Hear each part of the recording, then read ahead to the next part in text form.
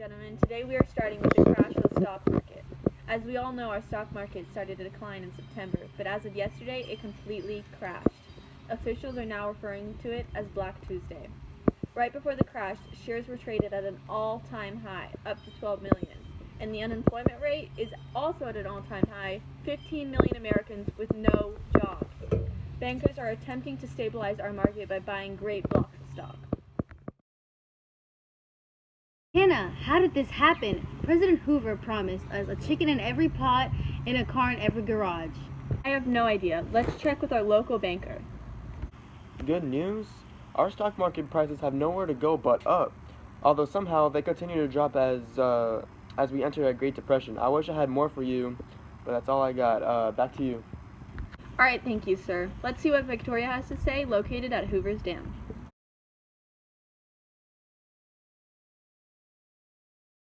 I'm here right in front of the Hoover Dam. Let's first discuss what he has done in his presidency.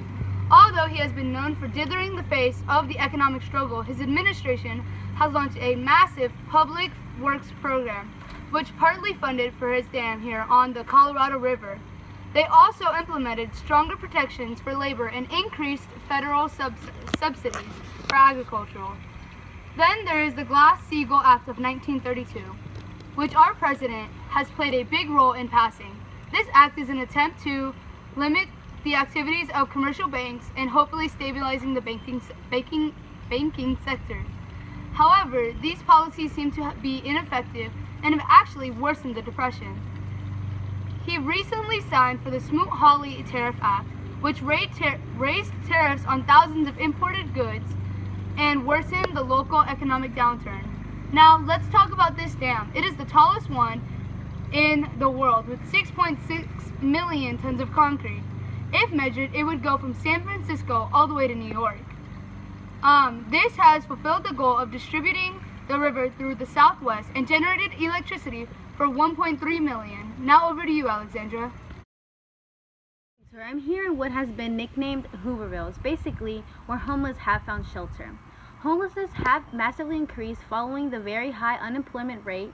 Most try to squeeze in with relatives, found shelter in bridges or vacant public land or crude shacks. The Hoovervilles now stretch from New York to Los Angeles, with a population of 13 million. Yet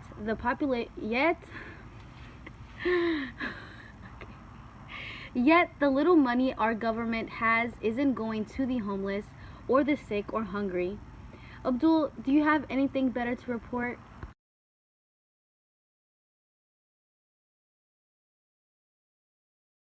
Actually, so recently, along with the Great Depression, the U.S. is getting soil erosion covering over 150,000 square miles. It covers Oklahoma, Kansas, New Mexico, and Texas Panhandle. These areas are having little to none rainfall with light soil. There's also high winds. This means this is all considered creates a bad combination. Many Americans. These dust storms have choked and killed cattle, leaving many U.S. areas with a lack of meat and dairy to produce. And 50% of the population has been forcibly driven out due to health risks. We now call these people exodusters.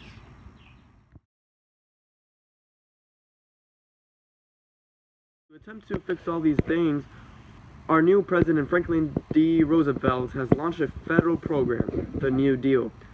The New Deal has already stabilized banks as well as cleaning up the financial mess left over from the stock market crash.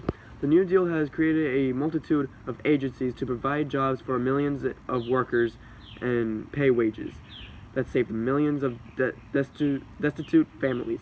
This program has built hundreds of highways, bridges, hospitals, homes, and airports across America. American citizens everywhere are rejoicing in FDR's New Deal program. The best news I can deliver. Over to you in the studio.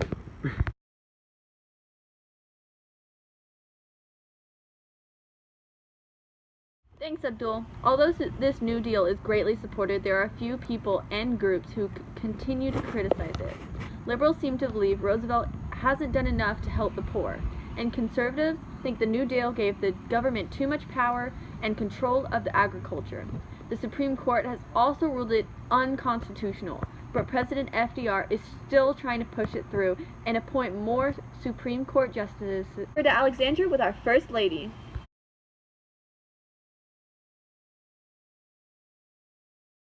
I have in the studio First Lady Eleanor Roosevelt, ready to talk about our working women.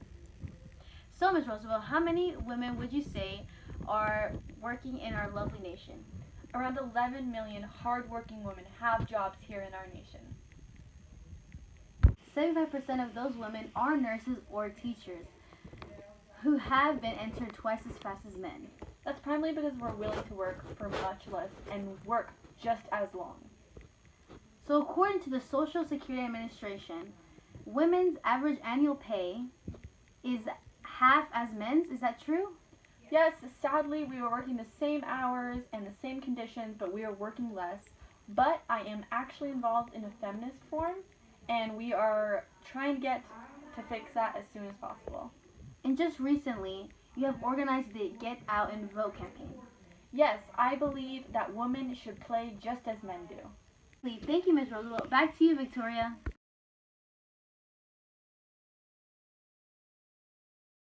Alexandra. Alright guys, to finish off today's show, we will be talking about President FDR's proposal of court packing. After his 1936 election, he has proposed this bill of court packing to expand the Supreme Court for more balanced opinions. He believes that there should be one more justice for each one over the age of 70 and reach a max of 15 people.